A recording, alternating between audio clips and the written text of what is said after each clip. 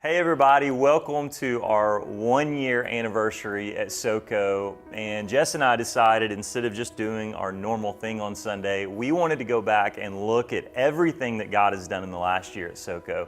And we're still blown away by everything that's happened, just thinking back from day one to where we are today. But today we're not just creating a video, sharing our story. We also asked some really great people to be a part. So we have a live audience. Make some noise, everyone. Yeah.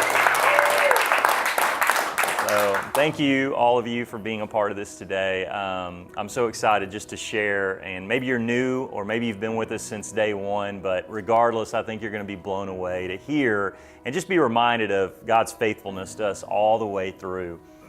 It really started with a dream that God gave me, and an actual physical dream that I woke up from. And God had given me the names of some people that I had written down on a piece of paper. And I just started thinking about those names, and they were all people in Northwest Arkansas. And Jess and I are from this area. We'd been in Texas for a while. And then from there, God just began to speak to us in an amazing way. And I was on board, even though for years I'd said I would never be a senior pastor, lead pastor, and definitely never wanted to plant a church. That just sounds awful.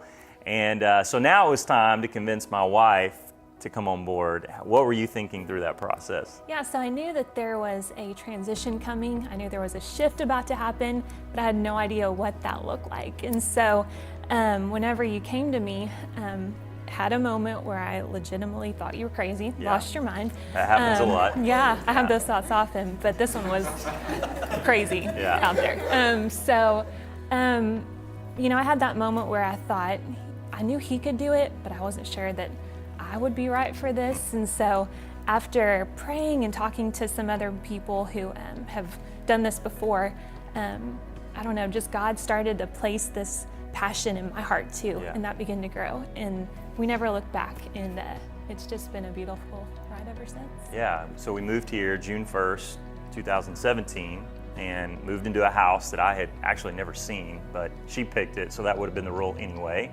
And so we get here, we get moved in, and now we've got to meet people. Now we've got to find a team of strangers that say, hey, we want to come alongside you and do this crazy church plant thing. Well, I hadn't wanted to even do this for a long time, so now how are we going to find, I think at the time we planted through ARC and they needed us to have 35 adults to be on this team, and that just seemed impossible. It really did. So we started doing what we called startup parties, where we rented out Onyx Coffee and we asked people to come check it out. So we're getting in social media and we're trying to connect through social media. And I'll never forget the anxiety that I had leading up to that very first meeting, just praying, Lord, let this room at least feel full. We were asking some friends from another city to come over and help us. We also had some of our team now on board. Brooke and Jefferson, y'all were a part of those. What were y'all feeling during that time? I was feeling excited and just anticipating, honestly, a lot of people, and just excited for the future. And I remember getting this tiny little room in Onyx for kids. We actually had some activities for kids and even a little Bible lesson. And I remember thinking, oh my goodness, this room is not going to be big enough. And you had way more faith in the pastor than so. I guess so. But it ended up working out just fine, just like it always does. But God continues to amaze me from the moment that we were in that tiny room to now the other side of the lobby and record. It's just amazing me how many kids and families are getting plugged into SOCO. Yeah, there were so many young families that came too. And we ended up with 115 people that night, and we packed the place out. It was crazy. We didn't know any of these people. They were strangers showing up. We just decided they were there because we were offering free coffee. They're not going to stick around. They'll get their coffee. Thanks. See you, suckers. But people continued to come, and then we did another one. And we were overwhelmed because we had over 100 people that time as well. Even more people. Even new people. And now we had 80 people that were saying they wanted to join our team. It was crazy. Like, how in the world do we have 80 strangers saying, we want to help you do this really messy thing called plant a church? It was nuts. So I was feeling overwhelmed, and we were planning to do 4 more of those parties, but we ended up not doing them for the sake of We had so many people already. How do we manage the people that we have? So from there, we moved to doing, we call a vision night, where we went into record. We invited a bunch of people just to see the building and see what they thought about, what we were going to be doing in this building. Come see it, come feel it. Let me share the heart and vision behind that. And Wayne, I remember you coming to that vision night, and you came in with your big Bible, and I was thinking to myself, this is not going to be a fit for this guy. But Wayne, I would love to hear from you, because here you are today, and you and your wife are some of the greatest pieces of SOCO, and I'm just curious how you were feeling about that. We had moved to Bentonville in August of 2017 and started looking for a church. And I was downtown one night, maybe first Friday, and I saw a SOCO tent. So I run by, grab my free t-shirt, and quickly get out of there. So, and then later on, I started looking on social media, and I saw you on Instagram and Facebook, and went to Onyx one time, and went to Vision Night. And what really, I guess, got my attention, there's lots of young people there, which that's everybody except me, young people. And that got me excited. And we were there for a launch, and we've been there from day one. Yeah. It's just been a great adventure for us. That's awesome. Well, you guys may not be considered young, but we're young at heart. We're young at heart, and that's Absolutely. what we say all the time. Absolutely. Love that. Yeah, so that was a great night, and then we decided to do a worship night. Talk about that. Yeah, that was the first time I really came together with a band, and where it kind of felt like church. Yeah. And man, we set out about 200 chairs, and we stood back looking at those empty chairs thinking, dear Lord, please let some people show up to fill these chairs. We just had no idea what to expect. And so we opened the doors, and people kept coming and kept coming. And there were about 250 people that ended up showing up at that night.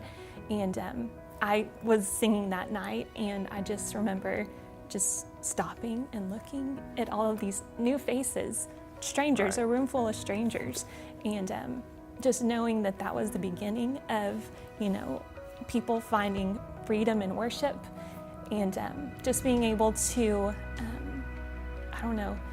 do that in a beautiful way together. And yeah, it was really fun and really special. Awesome. Yeah. Absolutely. And Jefferson, you're now stepping in as a worship pastor. This is your first gig as the worship pastor. Right, yeah. Really, you've had a lot of music experience, but never really been a worship pastor. You've served in worship. Here's this full room, this brand new band, a bunch of people you didn't know, but you've helped recruit and pull together to create a family. And you're how old at the time? You would have been what? I mean, it's not that long ago, but you were what? I was 22. 22. So Yeah. we were clearly desperate when we asked a 22-year-old. Thank you, yeah. No, we knew you were so talented because we served together once before. In fact, our last conversation that we had a few years prior, I had told you the one thing I will never do is plant a church. Fast forward a few years, and here you are the first couple that said yes to help us do this. But tell us just briefly what your thoughts were that night. Yeah, absolutely. I mean, I was shocked, first of all, at the people who were interested in just being a part of playing on the worship team. Yeah. Because, like you said, I grew up in the church world. My parents actually planted a church, so I knew what it was like to formulate a team, to get that together, to get something like this where you have people who have the same vision and same heart. And it's a hard thing to do. It's hard to find all the right pieces, but it just came together. And I really have, I can't take any credit, and I have no explanation for it, but that night was, it was incredible. And I had high expectations because, we look up to you guys and we love you guys, and we know that you have big visions and big dreams. And so we had no doubt in our mind that something big would come of it, but still it exceeded those expectations. That's awesome. So that's so cool. It was a really exciting night. That was the beginning of something awesome. Yeah, and I think pretty much everyone that served that night on that team, for the most part, still on our worship team serving now, at least a lot of them, and that was so cool. So then we went from there, and now we've got all these people that want to be on our team, and we didn't know what to do because it's October and we're not launching till January, almost February. So do we just tell everyone? People are like, what do we do now? Like, well, we need to do something. So we started what we call launch team meetings. And so we started meeting at the 4 Points Sheraton. Just out of curiosity, everyone in this room, how many of you were a part of any of our launch team meetings at the Sheraton? Just raise your hands. Yeah, so many of you were there. And what's crazy is we started out, I think our first one we had like 40 something people.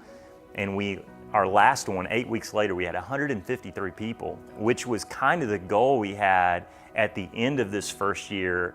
That was kind of what our goal of attendance would have been at the end of the first year. And we have that already before we've even launched, 153 people.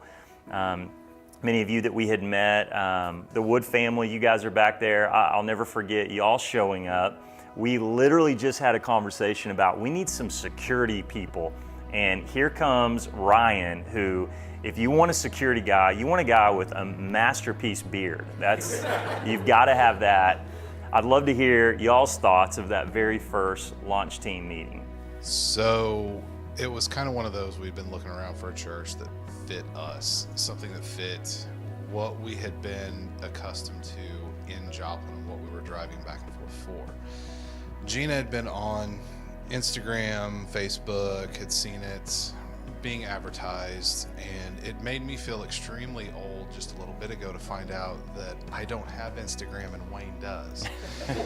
So just that simple fact right there made me feel like I needed to be the big uncle for SOCO security. But we came, we literally sat down, we sat through worship, sat through the lesson, and immediately looked at each other and said, this isn't our church. We're staying. And from there, that was about it. And you guys are so involved. I mean, you are there. A lot of times you're there for all 4 services, probably most weeks, even every week with the kiddos that you guys take care of. We've missed one Sunday. What's that? You've missed one Sunday. Amazing. You are amazing. We watched it online. We were on vacation. All right. Of course you did. Awesome. So that was amazing. And so we went through those launch team meetings, and I just remember watching the team grow and just being so blown away. Still struggling to have faith that God was going to make this work, which is crazy. And I had met with a local founding pastor of Fellowship, Dr. Cupp, and Dr. Cupp had told me, Brad, you're doing something that you need to change. You're thinking worst case scenario. And this was about a year and a half before we launched. He said, you're thinking worst case scenario. I want to challenge you to think best case scenario. And I started to do that a little, and I'm really glad I did because it has been best case scenario since day one. And so now we're leading up to our launch day, January 21st. I think our goal that day was 300. That would have been tremendous, knowing that there's like a 50% drop off from week 1 to week 2. But I remember, I'll try not to get emotional on this part, but I just remember going back behind a curtain before the service started and just giving God thanks because the room was packed. We were dragging chairs out of every room, and it was just unbelievable that day. And God He blew our minds. And Ryan and Casey, our executive pastors, you guys had just recently got here, and y'all had come up with us from San Antonio. I'd love to hear y'all's thoughts because y'all are new, y'all are brand new to all the team and the people, and then boom, a packed house, a church that you are stepping in this new role. How was that day for you guys? Man, that day was incredible. I think starting before that, when we met the team at your house on like December 20th or whatever, a month before, instantly felt like family, and I think that's what SOCO is.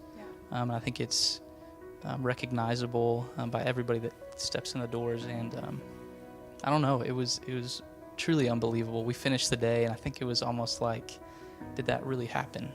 I mean, was that real, or are we going to wake up and have to actually have church, like actually launch this church? But yeah, it was a dream come true, and it was just an honor to be a part of. You know, we've just been so blessed to be here. So. Yeah, and Casey, a baby was almost here, and away from all your friends and family and this brand new family surrounding you in this church. What were your thoughts that day? I just think that it was just so quickly. I just remember telling Ryan after the service, I'm like, okay, this is the piece that I needed. Like, we are walking into something that is going to be such a God movement in Northwest Arkansas. And I just remember saying, like, this is it. This is what we, it's okay that family's in Texas and we're about to have a baby. Like, she's just going to get to grow up with the church. Yeah. So. And she is. Yeah. It's been awesome. So we had 627 that day on our very first day. I remember I had friends who have been in churches that have been around, some of them, for 50, 60 years. And they're like, how do you have 600 people on your first day? Our church is 50 years old and only has 100 people in it, And I don't really know the answer to that other than we're just being obedient to whatever God wants to do. But then we were worried about the drop off, had very little. I think we had a 18% drop off, which, we were expecting more like 40 or 50%. And then just a few weeks later, I guess it was 8 or 10 weeks later, it's Easter. And we had 1,127 people on our first Easter, which is crazy. I mean, they were coming from everywhere. We added our third service that day, right? It was just temporarily though. I think we had, I can't remember how many salvations we had that day, but it was a lot. Like 40 something. And it was just unbelievable to see so many people. And from there, Mother's Day and Father's Day, that we just kept growing. And we just couldn't believe, we kept waiting for that to stop, but it didn't stop. We just kept growing. Through the summer, we were growing. We didn't expect in the summer, we're like, okay, it's summer, everyone's gonna take off, we can take off. Nope, people kept coming. And then that led us to Sunday Fun Day. We just had a lot of fun, and it was very much not a traditional church service by any means, even though we have people in our church that come from that background. In fact, Mr. Chuck Hughes, you've come from a more traditional background. I'd love to know your thoughts on the journey as you've been a part of, a more traditional church, and now you're stepping in to this brand new church, this new culture. Your son is the executive pastor. Your other son and daughter-in-law and kids are involved in the church, and how are you feeling? What was your experience like through this? And don't forget my mom too. And your mom. We had four generations showing up in a brand new Arkansas at the same church. time. That's so Yes. cool. Backing up just a little bit, we were still in Colorado, and Kathy, my wife, was feeling the call to come help plant this church before I was. And before Ryan, apparently. Maybe even before Ryan, yes. From experiences we'd had in the past 10, 20 years of our lives, felt like, we were just called and suited to help do this. And so we signed up for it and have never looked back. We've just loved every bit of it. Like Wayne said, we just love being around all the young people all the time. And the one thing that has stood out the most to me, you can imagine I've been involved, worked and served in a lot of churches in my lifetime. Usually it's 10% of the people do 90% of the work. Yeah. Okay, and that's not true here. I remember hearing early on that you were trying to get more people involved through the next classes and so. Mm-hmm. And I don't know what the percentage is, but it's a whole lot more than 10%. Yeah. And so that's what I think has really allowed this church to experience the phenomenal growth that it has. Absolutely. Yeah, and so here we are on that Sunday Fun Day, and we're doing all kinds of things. We've got DJs and food trucks and Mac Brock's there, and we ended up having 1,370 people show up on that day. And then fast forwarding a little bit, we move into Christmas, and we ended up doing 5 Christmas Eve services over the course of 2 days. And I've got one more question for you, Joe. I'd love for you to share what you told me that day. Out of all the Christmas Eve services you've been to, would you share about that real quick? I remember right after it, I told Brad that as you can imagine, I've been to quite a few Christmas Eve services at quite a few churches for many, many years, and that was my favorite one ever. Yeah. Just hands down. And that's amazing to me because, you're barely in your 30s, and so here we are, we're hitting our 1-year mark, and Ephesians 3:20 comes to mind, that the God we serve will do immeasurably more than we could ever imagine, and He's doing it through the work that's in us. And then, of course, Psalms 37:4, that when we delight in the Lord, He gives us the desire of our heart, and we have witnessed that in a phenomenal way over the last year.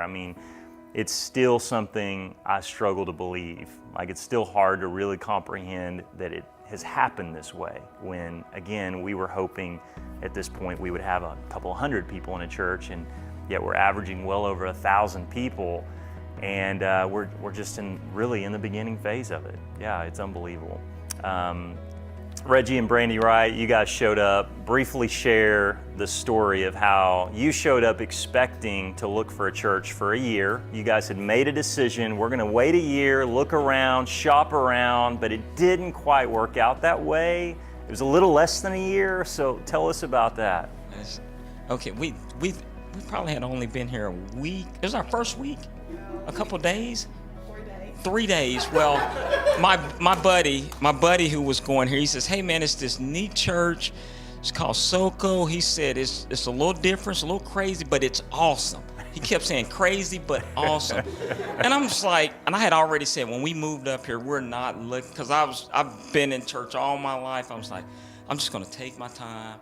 We're just gonna go. We're just gonna X this church off, and we'll really start looking. That was our plan. Yeah. And so much so, I didn't even want to go that Sunday, but Brandy said, well, we need to go. And we got there, and it was just amazing. And the kids loved it, and everybody dressed like the kids was dressing, and they was like, see, Dad, this church rocks. And so it was just, so that just kind of, from there, we were here. And then a couple weeks later was community, when they started. Sunday Fun Day is when the community groups. Yeah. Now I'm a community group leader, and I am scared to death. I've got a community group t-shirt, and I'm walking across the parking lot, and I just go, God, how did this happen? I don't even know anybody. You're supposed to know people, and they're going to be asking, how did this happen? And it's just been amazing. It's just been amazing. I'll never forget that day, you running up to me and you're like, somehow I'm a community group leader now. So instead of a year, it was about 4 days, and you found your church. Yeah, Brandy? Yeah, I remember getting up praying that, Lord, just allow some people to sign up for our group because no one knows us. Yeah. And before we left church, I had people texting me wanting to get into our group because it was full. Yeah. And so just God, And then you guys have led one of the very best groups we've ever had. And we're a young church, but we've had a lot of groups. But we got to come over and see one of your groups that night, and it was just amazing how close and how the community you've built. And that really represents what we want to do as a church. And so thank you guys. Yeah. That is awesome. And I'll ask Brett a question. Brett, you've played keys probably more weeks than anyone in the world. But just curious from y'all's perspective, going from having lunched with us and not liking us to now you're committed here.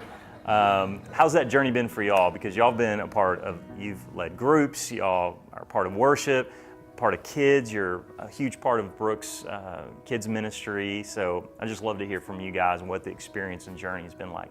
Well, first I want to say, before I answer, I'm offended that you didn't meet me and want me to be the security guard. So I need to figure out why you view Ryan differently than you view me. So that's why I'm growing a beard. I noticed you started that 6 months ago. It's going well. Yeah, that's true. It's probably been 6 months. So. And she hates it, so. Yeah. Anyway, on to SOCO. I don't even know where to start. Yeah, I guess I'll start there. That you guys think that we didn't like you when we went to lunch. That's absolutely not true.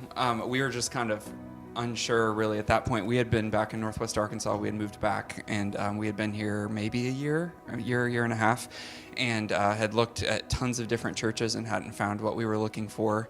And I think we were just kind of hesitant to just jump into something because we had been to probably 10 different churches. And so what is so exciting is over the next 6 months, going into the launch team meetings, and then obviously the launch of SOCO last January, SOCO became this family that we didn't even know was missing in our life. It's the community. It was kind of like the missing piece. We had moved back to Northwest Arkansas and had a lot of great things going here, and we love this place. Yeah. But SOCO was just kind of like the extra momentum that really got us to really feel like this place was home, and it's just filled. And I feel like every single person that I talk to from meetings that we've had about kind of where SOCO is going and all the people that we've met here and the people that have fallen in love with SOCO, it has filled this white space in everybody's life. Yeah. And that's what it was That's for awesome. us. That's And so I think good. it's so cool that this church was able to come into a very established town and community, that there are so many wonderful churches, but it found a white space that it's doing something that nobody else is doing. And we love being a part of that. Yeah, well said. So yeah, here we are. It's 1 year, and we can't wait for the next year. I can't wait a year from now to be able to look back. A year ago, I was kind of scared about what a year in the future would look like. Now I'm ridiculously excited about what God's going to do in the next year. Over the last year, we've seen 657 people say yes to Jesus, and that's just amazing. That just blows my mind. That's like the 10-year number I would have suspected. But you know, some of those people were really far from God. Some were just far from their purpose, and they came in and they felt this sense, this urgency to be a part of something and get back on track with God. Maybe they'd fallen away. And then, of course, we've had people that are brand new Christians. And we sat in the living room one day with a couple that asked us to tell them what Noah's Ark was all about. I mean, it's so cool to see what God is doing. We've seen 78 people baptized, and I know there's going to be more today getting baptized. And it's just crazy what is happening, but not only what's happening through the local church, but what is happening in individuals' lives. And I believe that this documentary of the last year is a testament to what God can not only do in a church and in us, but in everyone here's life. Everyone that's watching this, God can do something ridiculous in your life. In fact, He wants to, because that way people know there's something greater, there's something bigger involved in this than just them doing what they're capable of.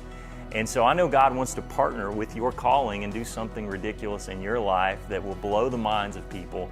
So thank you for being on the journey with us. Thank you if you're new that you're jumping on at this point for the next year, and we just can't wait to see what God is going to do in the next year. And so we celebrate that. So let's just celebrate right now. Yeah.